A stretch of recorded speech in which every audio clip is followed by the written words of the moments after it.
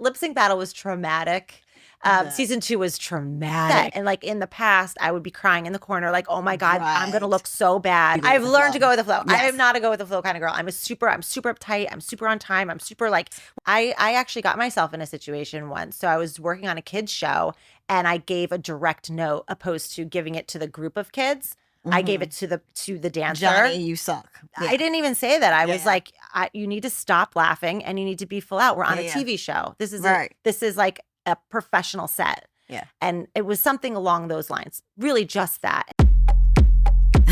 It's me, Traci. And when I get on the mic, you know we about to have a good time tonight. Real talk, real growth, that's a fact. So go ahead now, sit back and relax. Hang with us, you'll see that nothing is impossible. Because together we become unstoppable. You know that taking action is the objective. So get ready for the Breakthrough Collective.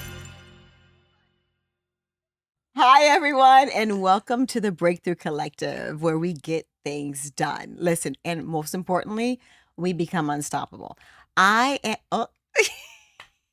threw you off on that one. See, she wasn't ready. I'm ready. She was I'm always ready. Okay, 5, 6, 7, and 8. Not the and 8. And 9, 10, 11, 12. No, so who I have with me here today, you guys, this is Danielle Flora. Listen, wait, hold on. My name sounded so weird coming out of your mouth. It sounded like Danielle Flora. Like, what the? Are we allowed to? Okay. Is there cursing on this or no? Take 2. Okay. Wolf, can we curse? It's your podcast. Okay. He's like, why are you asking me? Wait, can Wolf become a character? Wolf is a character. Okay. He is a fierce king, is who he is. Listen. Yes, he is. But where was I? Listen. You were saying my name weird is where you were. Okay. Shut it. Okay, so I am joined today, Okay, so our guest today, are you ready? It's Danielle Flora. Yes, that sounds about right. Choreographer extraordinaire. You've seen her work on Saturday Night Live. Oh, yes, you have. Lip sync battle. Yes. And amazing movies like Trainwreck. Thank you. All right, there she is. You want to say something? You want to say hi to her? Hi. Yeah, that was... Not dorky. I'm a dork. I can't help it. Sorry. She's a dork. She's an Italian. I'm an Italian dork. Redhead. From Jersey. Dork. So listen, the way we met we were dancing for the Knicks. Yes. That's how we met. Yeah. 505 years ago. Literally. And we didn't dance the same year. No, we had 1 year together. See, she's trying to call me old. We had did? a year together. No, we did not. We danced the same year? Yes, just one. I only did 1 year. Well, there he goes. Okay. So there, obviously, I'm not memorable. Like, what the heck are you talking about? I thought it was like the Nick City community. No. You did the full year. No, we were not. I swear to God, Traci, we were not on the same team. Wait. We were not. Jackie was the coach. Then, yeah, we're not. Then she's right. Okay, where's my apology? I'm sorry. So sorry. But we did meet because of the Knicks. Like we had like that Knicks community. Why did I think that we were okay? Anyway, only because then we were auditioning for things together, yeah. And then we were part of like the Knicks. And then also, I probably owe like a couple of dollars that I have in my pocket to you because she would hire me for Saturday Night Live. I did. No, we had some fun. Yeah, some fun. Yeah. We had so much fun. Well, and like I was so green, so I didn't know anything, and I was never a good dancer, truthfully. And like you self-taught, right? 100%. I mean, I danced when I was a kid. I danced since I was like 5 years old, but I was incredibly shy, like painfully shy, and so I quit. Yeah. And then my mom. And now look at her now. She's definitely not as shy as I once was. Painfully shy. I was super shy. No, but I was. It's wild, and I still am, but not in situations like this. But in like real life, like if I'm just like meeting someone for the first time. Okay, I'm wait. Real talk, you guys. Shy. Because her body's so snatched, I just caught myself, and I was like, let me suck my stomach in a little bit. Like, let me sit up tall. No, I do feel a little fluffy in this shirt. Wait, shut up. Okay, wait. Okay, yeah. Action. Okay, so you were shy. Yeah, as a kid, I was super shy. So my mom put me into dance, and I was pretty good at like just. That's such a lie. I was naturally able to copy. You know what I mean? And your mom was like, "You're the best. You were the best out there. You were the best out there, honey." No, but my mom was smart in the sense that she always put me in. She never put me in like mischief. She put me far in the back. Further back, Danielle. Keep going in the corner. Moonwalk to the back. Yeah, fourth row right. Yeah. No, she would like put me with adults. So she knew to like put me in places that they'd be like, she's a cute little redhead. Right. Or whatever. Or like she was like, you're gonna be Shirley Temple. She's like, she all the good shit. Lolly. Wait, but why did my hair look like that? I had that hair. I swear to God. I have pictures. Can you share some pictures with us? Yes, of course. Okay, because we need to see it, right? Oh my God, that's so funny. No, but she always put me in like really good dance stuff. And I just was, and I liked it a lot. But then I was just so shy. And it was with adults. So I'm like, I'm a little kid. I don't know. It just didn't work out. So around like 5 or 6, I quit. And then I didn't dance again until so there's a show called MTV The Grind. Okay, because I did MTV. Yeah, I did Club MTV. Club MTV. So I'm a little bit younger.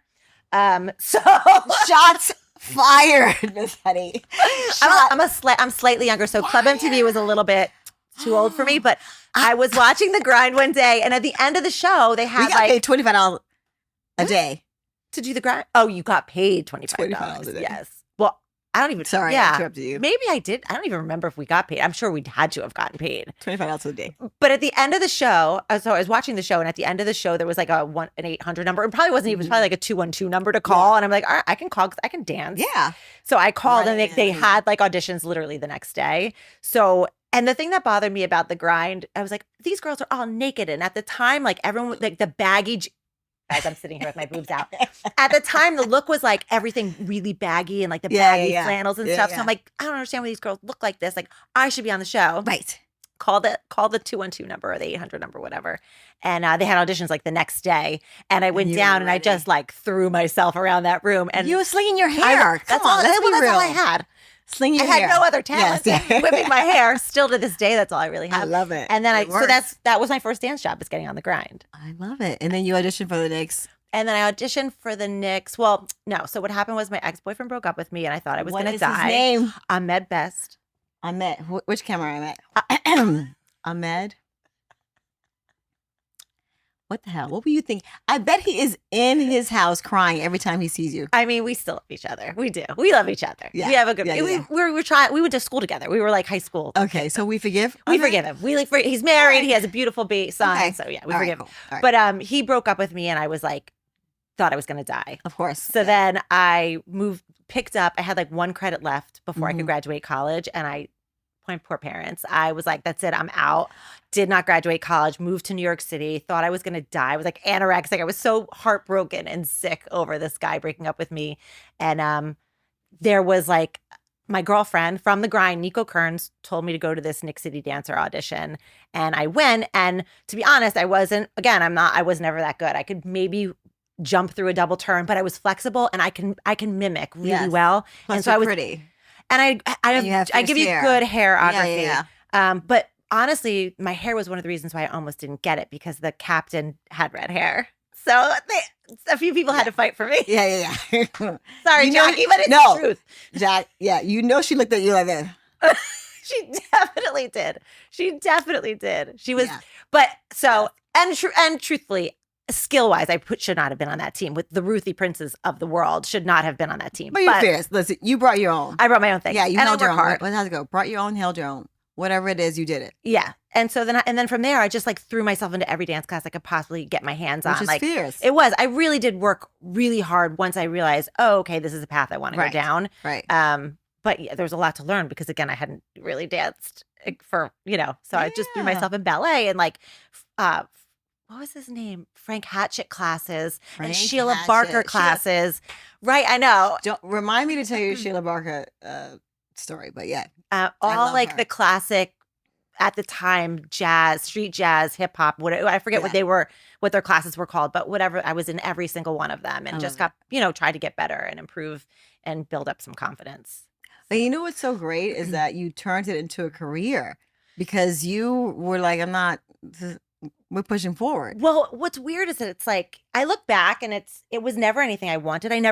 My desire was not to be a dancer. Like I wanted to be an actor. I just thought for sure I was going to make it, as an actor. And I went to Emerson in Boston for acting, and I was not good. I'm again, really, really shy. So like I hated acting classes. It really was not, it was like, fighting for something that wasn't natural, if that makes sense. Yeah. And then the dance stuff, luckily my boyfriend broke up with me. I moved to New York, and the dance stuff. So just you sort of owe him, happened. actually. I really do. Looking back, it was like he pissed me off enough to like I'm gonna show him.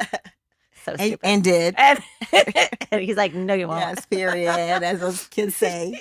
But yeah, I think like I was fighting so hard for something that wasn't natural to me at all. And even though I wasn't a good dancer necessarily, I did have some basic skills. And I was really good at creating movement. Ever since I was a kid, I always did that. So even though I stopped dancing when I was younger, I was that girl in lunch with literally the boombox, and we would like sit on the side and create choreography and you were like and try to teach people. Yeah. So I was always that kid, but the choreography just sort of the choreography and dance came natural to you. Yeah, I love it. Okay, so let's get into some of these questions, shall we? Okay, so we're getting serious now. Okay. You began as a Nick City dancer, then landed a major gig choreographing for SNL after meeting a director. Yeah, so I didn't finish. Oh, sorry. Can you walk us through that pivotal moment? Yes. How did that transition change the trajectory of your career? Okay, so again, I have to give the grind credit. So I danced on the grind, like I said, and there was, producers and directors that worked at MTV that you became really, I became good friends with. So making connections, but not even understanding that that's what I was doing. Yes. I was just being myself and being nice. And anyway, so then I was. Okay, so we did the grind. So then because of the Nick City Dancers situation, there was an audition for Ricky Martin for the MTV Video Music Awards 100 years ago. And one of the girls from the Knicks was assisting the choreographer on that job, Candice Koch. Okay. And so we all knew, all the Knicks knew about this audition. So we all went down to the Ricky Martin audition, and he was luckily hiring like 30 dancers. Yes. So I booked it. If there was a group of 5, I would not. They would have hired you anyway. But they were booking enough dancers, and I had at that point earned enough to get to book that gig, and so which was wonderful. But the executive producer of the MTV Video Music Awards that year was the director of The Grind. So when I saw him, Alex Coletti, we were talking, we were really excited to see each other. We hadn't seen each other in a long time. And the director of the MTV Video Music Awards that year was Beth McCarthy Miller, who is the director of Saturday Night Live. Yes. So it just so happened that we got introduced through Alex Coletti. Yes. And the next weekend, Saturday Night Live needed a choreographer, and Tina Fey's best friend, who is a choreographer, was out of town. Wow. It's like the stars aligned. Right. And so it goes back to what they say, if you stay ready, you don't have to get ready. Because you trained, because you had already been choreographing, when the opportunity came about, you were ready to go. And I said yes, which I think is also a really big deal. Like, I had never choreographed like that before. I never choreographed for a TV show ever. So, not being insecure, I just said, they called me, I said, yes, absolutely, I'll be there. What do you need? And it just happened to be like they needed 15 dancers. It was like 5 sketches. And so it was the first time in my life where I had to read a sketch, listen to a song, a parody song, and understand what to do and sort of facilitate that. And it was really intimidating, really scary. But you started before you were ready, and you dived in. And I think everything in my life has been that way. I've always found myself in a position where I have bitten off way more than I can chew. But like, if you are a hard worker and you can stay patient and calm, you can do anything. I totally agree. Yeah. And so somehow that happened. And it was like the craziest thing. And then literally the next, like that Sunday or Monday after that Saturday show, I got a call. They gave me a raise and they wanted me to be on the show from that point forward, which was incredible. It really was incredible. And I was there for almost 25 years, which is insane. I love that. Yeah. It is. It's like God is good. God is good, but also like I feel like in a lot of ways the simple things people overlook. I'm never late. I'm always kind. I always say please and thank you. And I really do try my best to not be cunty, whether you can block that out. But like I'm never one of those dancers or choreographers like I'm fucking cool. Right. I want to be the celebrity. Yeah. Like I've never tried. Yeah. I've never tried to be the cool girl in the room or the celebrity or anything like that. And I do think, I mean, I don't know, life has changed so much from when I started, but I do think at that time that was not normal. Every choreographer was an asshole. At least the ones I worked with. Not everyone. Yeah. So I don't know. I think just the And basics. being easy to work with, is important. Being easy to because work you don't with. want someone that's going to make the day long. No, and like also, I'm stuck with you. I'm not going to hire a dancer that I don't want to hang out with. I'm stuck with you 18 hours, whatever it is. Like, you better be nice, right? Not just to me, but to like everyone and respectful around. to the other dancers as well. That's right. Okay, so I'm going on to my next questions. God, I just realized. It's really. How much did these cost you? Jesus Christ! Not a lot. Okay. I'll give you the information. So much of a breakthrough is built on unseen work. Yes. In your early years, what challenges, behind the scenes auditions, rejections, or reinventions were the most unexpected growth points for you? I think having red hair, like I had a lot of insecurity about my looks, and I don't really. So wait, anymore. You didn't like the red hair? No, I don't think anybody that's born with red hair likes the red hair. I think it's really traumatic, actually, to be, all growing up, all you want to do is blend, and there's no way to blend when you're albino and a red hair. I'm not albino, but like compared to my family, my whole family is very Italian. Like, so you were the black sheep. I am the black sheep of the family for sure. And like everyone around you, I grew up in a very Italian Jewish neighborhood, and so everyone's like dark olive, hair, right? It's like this beautiful olive dark hair, right? And like there's an insecurity that comes with that. But I'm sure some of those girlies were jealous of you. Not back then. No, it really. I mean, now maybe I guess you could like now if there's a redhead, I see the redhead. It's different. Maybe you feel a little more connected with the fact that you're unique, but you didn't want to be unique in 1973. Oh, no, 1973. Taking it all the way back. You might be older than me. But you know what I mean. Like you didn't. And my hair, you can't tell now, but I had incredibly tight curls too. So I just had a different look. But so I do think like when I started to audition for stuff, especially with acting, like they didn't know what to do with me. No one knew I was white, which doesn't make any sense now. And I know it's hard to sort of hear that. And wait, they didn't know you were white? What did they think you were? They didn't know when I would go out to auditions. What? It's kind of crazy to even hear that. Yeah. I never talk about it, but like when I was going out I was signed with Gersh, and I was trying really hard to be an actor. I was doing all the work. I thought I was doing all the work. I probably wasn't. But because of my look, nobody thought, they didn't know what I was. Right. And so they couldn't put me in a specific box. Yeah. And I would never straighten my hair back then because I was anti it. Like I loved I was in love with my curls. Right. So I just had a different look, and which ended up making me feel very insecure about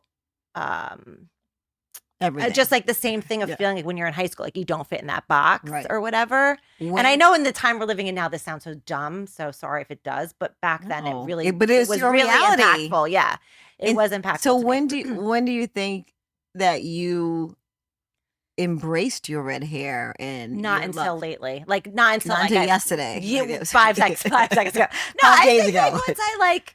I think once I started working successful as a choreographer, I was like, well, I don't give a shit because I'm not trying to be in front of the camera anymore. Right. So then I didn't have to care as much. I didn't focus as much on my looks. And quite honestly, I think another thing, when I got that first job at Saturday Night Live, you look around at the successful women on that show and they don't do their hair and makeup. They were taken very seriously. And I felt very passionately about being taken seriously. So I followed in that footstep of not trying to stand out. So I would never do my hair and makeup, and I would only be in like dance clothes and not minimize myself, but I wasn't trying to.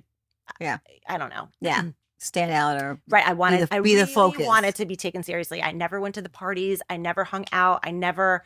Smart. And I know now, well, I don't know, because now I feel like if you had gone to the parties, maybe there was more like interaction, more smooching. No, I mean, now I think if you were to do it, you have to do that stuff. That's what I'm saying. If you would have done that, Right. Like now, if you're trying to come up, I think you have to schmooze. I think you have to be in front of the camera. I think you have to post and do all that stuff. And I'm so grateful that wasn't the game back then, because that is not my game. Got it.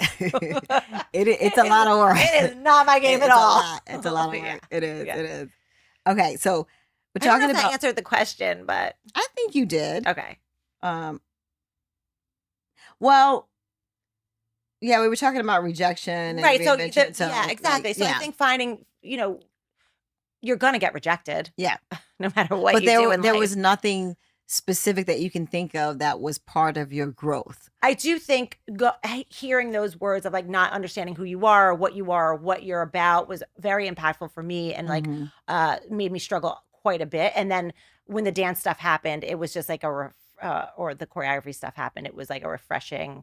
I felt very accepted in that group of people where I did not feel accepted in like that acting world, which at the time you really had to check off a box for something very specific. And like a lot of the roles that I went out for that I didn't get, and you see them on TV and you're like, oh, I get it. I did not look like that. I was not that person. So, but I've never felt rejected like that in the dance world or the dance community. Even if I didn't get a gig, it was based on my skill. It had nothing to do with my look. And I get it because like, even for myself, I looked, some say that I look younger than what I am. And so when I would audition, they would be like, oh, that was really good. But how old are you? Which they're not supposed to ask that question. Legally. But but they don't care. And I would try to play them and be like, well, how old do you want me to be?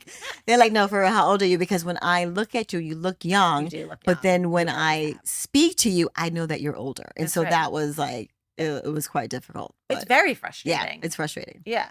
Okay. So but you still look really young, which is now like a blessing. There's a few wrinkles here and there. Girl, there's no. Okay, some of you have been wanting to start a podcast, but aren't sure of your next step. Well, I got you covered. I have the perfect course for you. My 7-figure podcast. You'll be learning from podcasters who are killing it, professionals sharing their experience and insights, and hanging with podcasters just like you who need a safe space to grow. I'm a member of the community as well, so I'll be learning with you. If you have a goal of starting a podcast or want to improve one that you already have up and running, join us so we can make this money together. I'll leave the link in the bio. Now back to this episode. Oh, and don't forget to subscribe. That's okay. Building your creative brand, right? So you've created choreography for so many different platforms, from big shows like Lip Sync Battle to Broadway level productions. How do you stay true to your style while adapting to each project's needs? Yeah, I think that's a great question. And I think Thank you. thanks. It is a great question. I hate to say it, but I think I'm a big Tina Landon fan, and I think simple and clean always wins. And that's really, certain things do have to be a little more complex, but I think if you have fantastic dancers, the choreography could be shit. And it is the truth. Like the dancers make everything. So I've always made sure that my dancers were the best that I could find. That like me? Yes. You're so crazy. But it's true. Like you can give a great dancer something really average. Simple, and they make it look so spectacular. Yeah. But I do think I'm a chameleon in a lot of ways, and I have to be, because I also think that's what made me a good choreographer, is being a chameleon. Like I can do all of it. I have a strong sense of who I am. And so it kind of makes it sound like I don't, but at the end of the day, I'm not going to be like, well, that's not my art. Right. I'm not doing that. I'm like, okay, if the director wants this. Yeah, I think that on set, you're always like, what do you need? What can I get? Absolutely. Like I want to speak right now. What can I get for you? What can I do for you? What you try to make the other person happy. Right. I'm being hired by the production, not to have like Danielle Flora's point of view, but for Danielle Flora help the production create what the production is going and bring for. Their vision to life. And that's what I do. And and I've always cared about pleasing. I'm a big pleaser. Like all I want to do is to make you happy. And if the director wants something that's different than the writer, I'm going to find the perfect balance in between. To make both sides happy. So I am less of an artist, I think. Some people would think of me that way, and I'm okay with that, even though I don't see myself that way. But I can see where, like, I'm not creating. I'm trying to facilitate somebody else's creative vision. Right, but the fact that you bring it to life, and then also sometimes I'm sure there are times when people don't quite know what they want, and you help get it out of them for them, or give them examples. Like, we can go with A, we can go with B, and then it's like, oh, I didn't even think of that. Right. So that's 100%. creative. I mean, that's an artist. Lip Sync Battle was the most incredibly challenging thing I've ever done, because it was like you were turning it around, right? It was out of control. Quickly. But I'm pitching the ideas. I was creative director on that show and a producer, so it was a different role than I'd ever had before. And like it was constant like creative step. You know, you're in a room. I'm not on the dance floor. I'm in a room creating. Yeah. And then you're at the table. You're at the table. It was so there I felt like a true artist. Yes. Because it was not just I'm not saying not just the 5, 6, 7, 8, but it was the whole collective of everything. Yeah. And so what would you say is one of your favorite, or if you can't narrow down one, you could say two from Lip Sync Battle? Oh God. I don't know. I will say all of season 2 might be my favorite because we shot. Okay, what was my question? Bump in my hair. Wait, go like this. Comb through through the hair. Oh, wait. Okay. Yeah, right. Look, Simar. This is what happens. Want to get fired? I mean, is there a weird bump? Is there a weird bump in this side? You can get some unemployment. Look. I'll take an unemployment. I need unemployment. What are you smacking on? Something good. It better not be the. See? She's talking about my granola bars, and then see, you did. See, you brought them food. See, okay. Wait, I think that what did it, Wolf? Do you remember what I asked? It was Wolf. Oh no, I said what? I think I said what was your favorite? Oh Jesus! Like if you could pick one or two for Lip Sync Battle, and if Saturday Night Live. Honestly, all of them blur together. It's so Lip Sync Battle was traumatic. Season 2 was traumatic. So I would say that was the one that stuck out. I'm like, I look back on things and I'm like, if I can get through season 2 of Lip Sync Battle, I literally can get through anything in my life. Because we would film 2 shows and then rehearse for the next day for 2 shows. So we would start at like 8 a.m. and then be done filming that second show at like 10 p.m. and then work until like 2 or 3 a.m. to flip it around. And that was like for 2 weeks straight. It was the most wild ride of my life. But I'm like, if I get through that, I really can get through anything. What? And I look back on those shows and they were good. What was the guy that he did? He did Janet Jackson. Oh, Joseph Gordon-Levitt. So that was incredible. So we brought in the choreographer for. Oh yes, right. Yeah. Wait, what's the name of the song again? 5, 4, 3, 2, 1. Rhythm Nation. So we brought in the choreographer for Rhythm Nation. Rhythm Nation is one of a few bodies of choreography that are the actual patented. So you have to bring in the actual choreographer, and he was wonderful and kind. But it was very hard for the dancers whose schedule was so insane. Like I've never seen them break down. Like some of the girls, like we had tears because it's so specific. And when he teaches, he gives a reason for each movement, which is beautiful. But it's hard on a TV set when your schedule is so yeah. I mean that they killed it. That was not an easy show. That was yeah. It was all. It was easy for me. I was like, you're like, work harder. Let's do it again. Listen, full out, no marking. No marking this time. I felt really bad. Me and my sisters were like, oh, that's a lot. I was glad it was not me learning.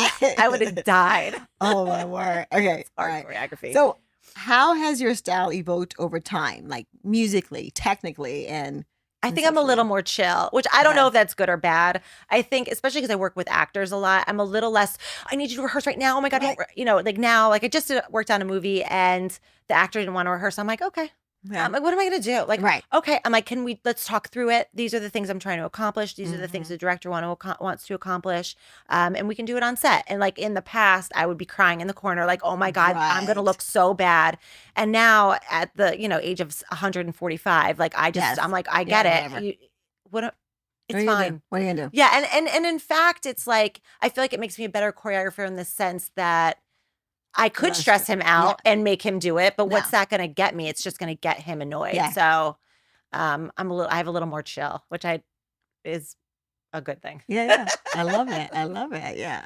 I mean, you're always chill, but I see what you're saying that, because I'm uptight. You go with the flow, I've learned to go with the flow. Yes. I am not a go with the flow kind of girl. I'm super uptight. I'm super on time. I'm super like, well, we have to, like I'm a nerd. But that also goes to the people pleasing that we do. Yes. And you want to make the person happy and, now you're putting both yourself, the artist, and the director equally right in the forefront. Yeah. Yeah, exactly. Yeah. Exactly. And when it's an actor versus a dancer, like a dancer, you can be like, no, here, I'm sorry, you're going to have to Yeah, get them to do it. Yeah, but with an actor, it's like, this isn't what they do, and you want to make them feel comfortable. I'm all about you feeling comfortable. Yeah. So yeah. I love that. You're often invited to lead masterclasses, like at Milton Academy. What role does teaching or community building play in your own evolution? Very, very small. No. No, honestly, I look back, no one really helped me. I have to be honest. Like I helped myself. Yeah. But like in a culture of people helping each other, I feel like I do go out of my way. I have tried to help people. Yeah. I don't know that I ever received a lot of that, and I'm okay with it now. Like I do think I had to, I earned everything. I worked my ass off for everything that I have been given. And not if you have a mentor that means that you don't do that. But like, no one ever gave me anything. But I do like to teach. I mean, I'm not the greatest teacher.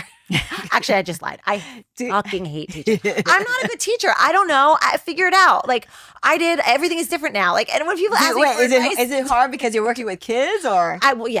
First of all, I love I have a kid. I love kids. Yeah. However, and thus. No, I'm not the greatest teacher.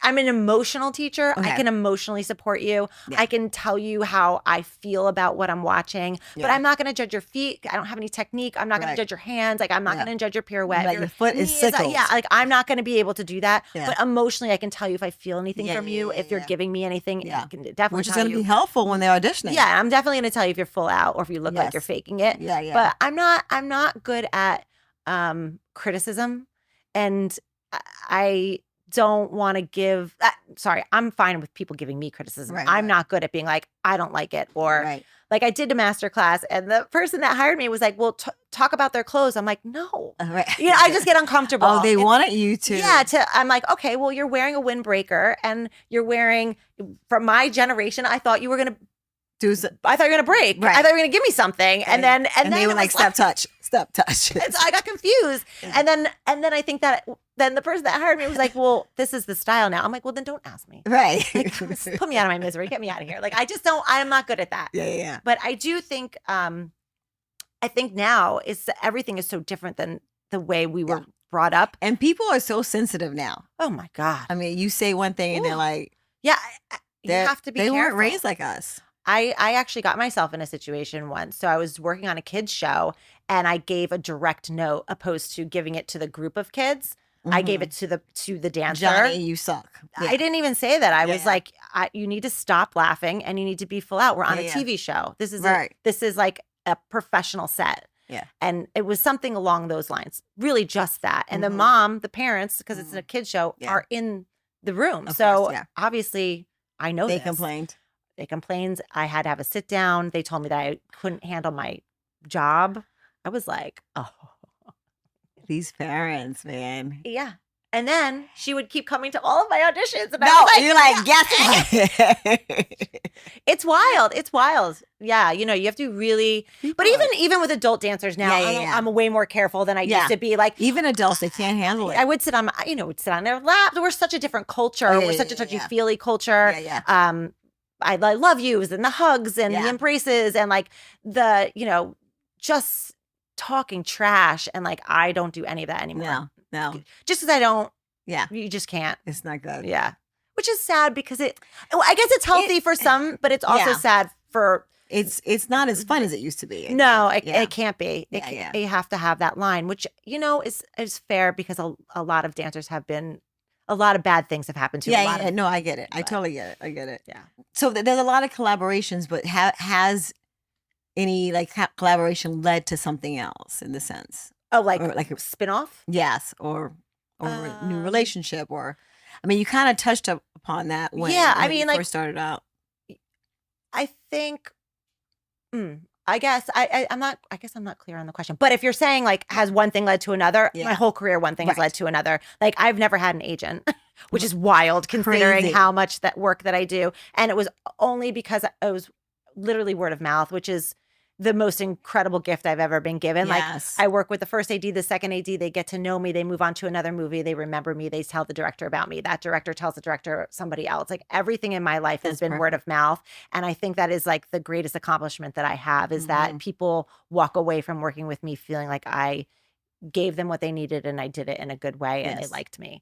And I do think we need more of that. I mean, like I was up for a job that I should have absolutely gotten because I work with this production company all the time. I work with the director all the time. And one of the producers was new and like, well, we want someone from TikTok. And I was like, well, then I'm out because I'm not competing against that because I don't know how. I don't have TikTok. Like I'm not that person. And when I watched the movie, the scenes were gone. And I'm like, not that it had anything to do with the fact that they weren't gifted or talented, but that's just not me. Like you want me or you don't. And I'm totally okay with that. Now I think when you're auditioning, they totally look at your how many followers do you have and all. It's like, oh, it's sad, but it is the game that you have to play, and it's one that I don't know, and I'm okay like now in my life if I fizzle out because I have no interest. But it's also just not about choreography or dance for you. Like you owned a bridesmaid. Yes. You know, like she's so in 2007 there was a writer's strike. And I didn't know what to do. I'm like, I have no other skills. Like I don't do anything else. So what am I going to do? All the TV and film are done. So my girlfriend was getting married and she was like, there's no bridesmaids dresses. And I was like, oh, okay. I'm like, I don't know how to help you. And she's like, well, there's this one store in San Francisco called Bella Bridesmaid. She's like, and it's a franchise. Do you want to open one? I'm like, well, I got nothing else to do. I'm like, how much does it cost? And so we came up with the money and we opened up a store in Madison, New Jersey. And then we opened up one in New York City. And before I knew it, we had 2 very successful clothing stores. I love it. Franchise stores. And it was one of the greatest gifts ever. It was very cool to have something outside of dance, especially during the writer's strike, which I forget how many years. It maybe lasted 2 years. And then the minute we signed our first lease, I found out I was pregnant. And I was like, oh, shit. It was great. I slung my daughter Tucker on like one of those baby Bjorns and I went to work. Kept it moving. Kept it moving. So but it was the greatest gift I ever did to have a separate outlet than just dancing choreography. And a bit of security, right? Yeah. Yes. Which is always good. Okay. Something we don't often get. No. Hello. Yeah. When you're preparing for a live performance or show, how do you get into the right mindset? Do you have any rituals or habits or pep talk routines that you help ground yourself? I know earlier we were talking about sage or like sage each other. No, so I don't really dance. I'm not really in front of the camera as much anymore, which I'm grateful. I don't have the gut for it. You know, it's so funny how it changed. I used to love being in front of the camera so much. Like I would thrive the minute I knew I was being filmed and dancing. There was something that came alive in me that I just lived off of. And now you can't make me do a step touch in time with 3 other people in front of the camera without feeling like I'm going to die. Well, wait, and you know what just came to mind? I didn't even mention that you were in She Moves. Oh, yeah.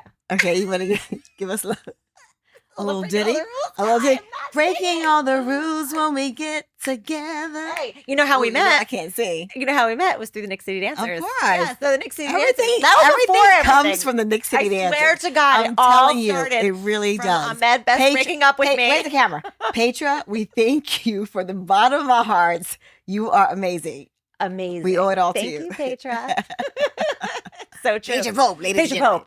No, it's true. Everything stemmed from the Knicks.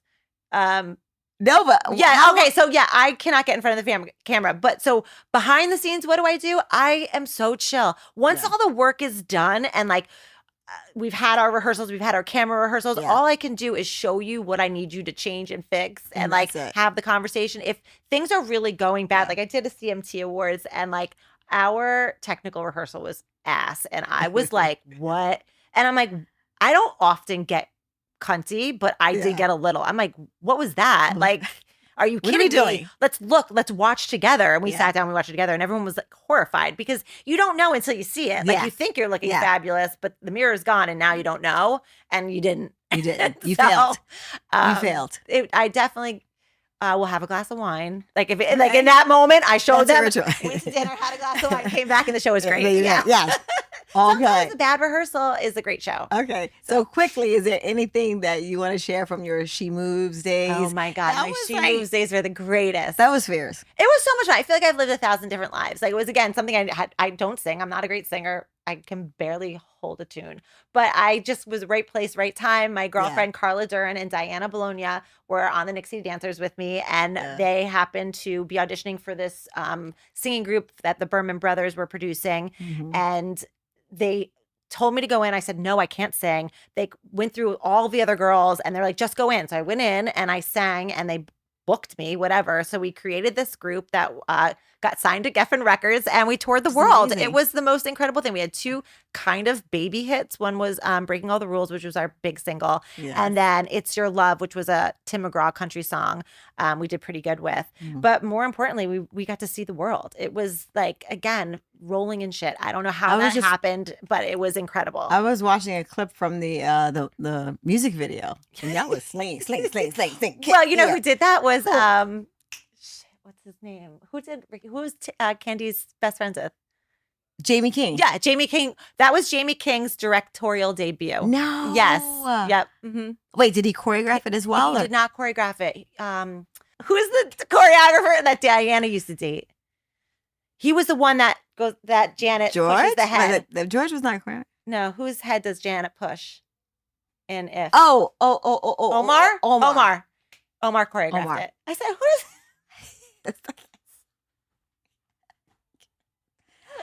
Okay, so wait. So no, that was the greatest thing ever. We were really big in Holland. We were really big in Holland. Holland was our place.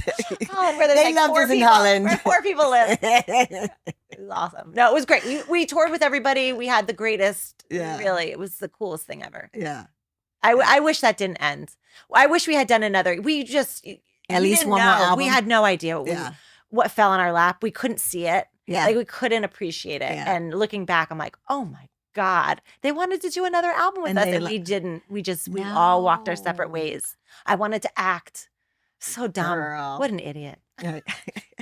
Clearly, I've made mistakes. No, but I don't think so, because your life is great. I do feel like I've lived some really interesting lives. Yeah, because they've all been so different. You said lives because they really have. You're like a cat. 9 lives. You're like a cat.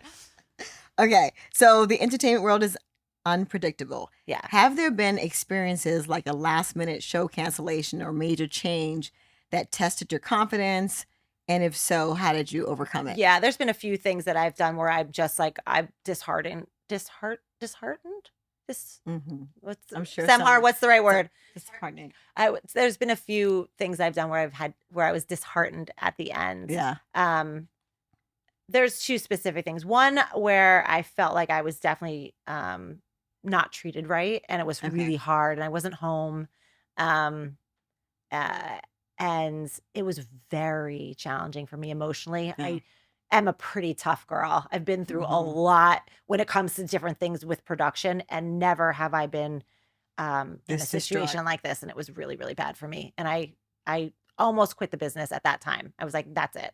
But okay, so before you go on, what did you do to push through that moment?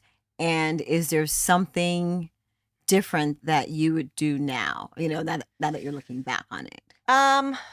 It was. I don't know that I would do anything different, because someone else did something different. They spoke up and they got fired. Oh. So I don't know. You get taught that I was going to speak up, and I didn't, and I regret that, I guess, a little bit. Yeah.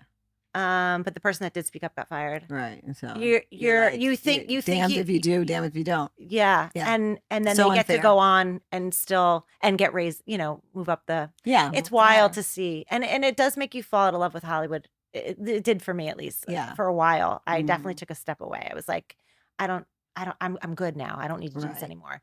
And then the only other thing that's ever really upset me is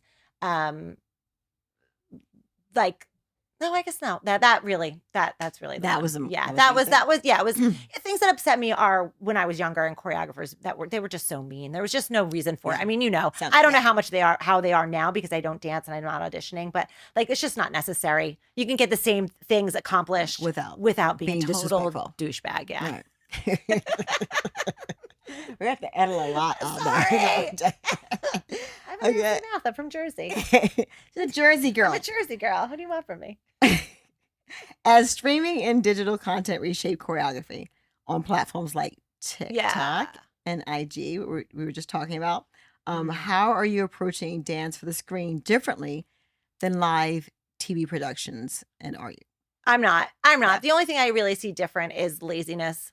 Not in everything, but like my daughter's a great example. When she does a TikTok, I'm like, what do you do? That's not even the TikTok. It's like, it's so chill, right? Yeah. Like everything is chill. And she's like, what do you want me to do? Full out? I'm like, yeah. And then, but then when I like do it full out and she shows me what it looks like on TikTok, I'm like, delete that. Yeah. It's so different now. It's so different. I mean, I'm not doing that stuff. I'm not creating TikToks. I'm not doing TikToks. Yeah. I'm still doing a lot of live stuff, and I'm still working with, dancers that can dance. So I don't still really have to think about it. I mean, and I've been lucky enough where there's only been 1 or 2 jobs where people asked about their socials. Yeah. And you're working on a movie now, right? I am working on a movie now, but there are no dancers, but just with actors. So, but yeah, I've been lucky in the sense that I've always been given a lot of freedom with casting, and I really appreciate that so much. And I've been very conscious since I can remember of being aware of making sure that I'm casting really smart dancers, good dancers that aren't going to embarrass themselves or me. And I feel really lucky with the group of people that I've had over my career. I have one last question. Is this the end? Okay. You've built so much in choreography. What's next for you? Are you exploring anything broader or? Yeah, I think I always have my eye on something else. When I was younger, I always thought that I thought I'll go to school forever. I just want to learn everything that I can possibly learn. And I love dance. I love choreography. I love being creative. I love being behind the camera. Yeah. But I love so many more things. Like, I don't feel like it defines me anymore, where there was a time where I felt like, who am I without this? And I just don't feel that way anymore. I feel like I mentioned, there were a few jobs towards the end of my career that really just made me really question things. And I just want to be happy. I just want to work on things where I'm appreciated and I'm giving you appreciation. And like I said, if you want a TikTok star, go for it. I'm cool. I'm good. I feel like I've done enough with my life. And I'm always exploring other opportunities. And, having a kid makes you look at things differently and puts ideas in your head of things that you want to do that are maybe outside of this world. But so yeah, you definitely haven't heard the end of me, but I don't know if it'll be in choreography anymore. Okay. Well, we look forward to it. Thank you. And so we like to end each episode with a quote. Okay, wait, I need my phone. So I found 2 quotes. Okay. Okay, so I found 2 quotes. One was my daughter went to see University of Tennessee, and I found this quote on the wall. And it says, skills can be taught, character you either have or you don't have. Skills can be taught. Character you either have or you don't have. Yeah. I thought was really good. And then the other one, which I really agree with, is the universe will never give you peace in places where you shouldn't stay. Right. And that probably is like my favorite thing. And it is true. And why is it your favorite thing? Because it's true. Like, I'm very in tune with energy, and you know, and you can't get comfortable. Something doesn't feel right. You can't figure it out. The same group of friends that you hang out with all the time and you should be comfortable around, you're just not. There's a reason why you feel that way, and you need to move. Trust your instinct. Trust your gut. Yeah. Trust your gut. Trust your instinct. Well, thank you so much for being here. Thank you, Traci Swain. Joining the community. Thank you so much for joining the Breakthrough Collective. We hope that you join the community, because together we can become unstoppable. Yes, queen. She said together. Her accent came out. Her New York roots. Well, yeah. People say that, oh, you don't have an accent. But when I say the word water, then they're like, oh, there it is. You know which it's draw. Where you put your clothes. Oh, the drawer? Yeah, I don't say draw. And I'm like, the drawer? The draw.